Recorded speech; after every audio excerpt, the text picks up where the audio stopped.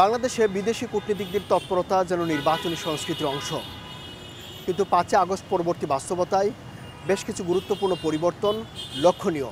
এতদিন যারা এই দৌড়ঝাঁপে সবচেয়ে বেশি সরব ছিল, সেই যুক্তরাষ্ট্রের তৎপরতা যেন দৃশ্যমান নেই বললেই চলে। বিপরীতে চীনের তৎপরতা যে কোনো সময়ের চেয়ে বেশি। ভারত পাকিস্তান প্রশ্নে সম্পর্কের ওঠানামা আকাশ পাতাল। নতুন মুখ, তুরস্কের আগ্রহ এই অঞ্চলের কূটনৈতিক সমীকরণকে নতুন মাত্রা দিয়েছে। ঢাকা এসব সমীকরণ কিভাবে দেখছে?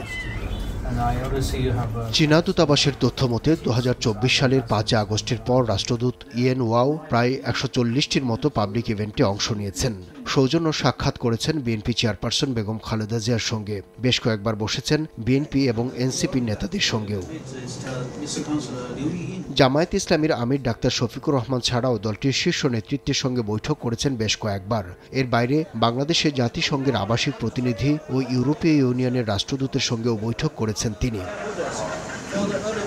পেশাজীবী ফোরামের সঙ্গেও বেশ কয়েকবার বসেছেন তারা। ২০টি দ্বিপাক্ষিক ইভেন্টে অনুষ্ঠিত হয়েছে, যেখানে দুই দেশের গণমাধ্যম কর্মী, রাজনৈতিক ব্যক্তিত্বরা দেশটি সফর করেছেন। বলা যায়, পরিবর্তিত পরিস্থিতিতে যে কোনো সময়ের চেয়ে সরব চীনা দূতাবাস।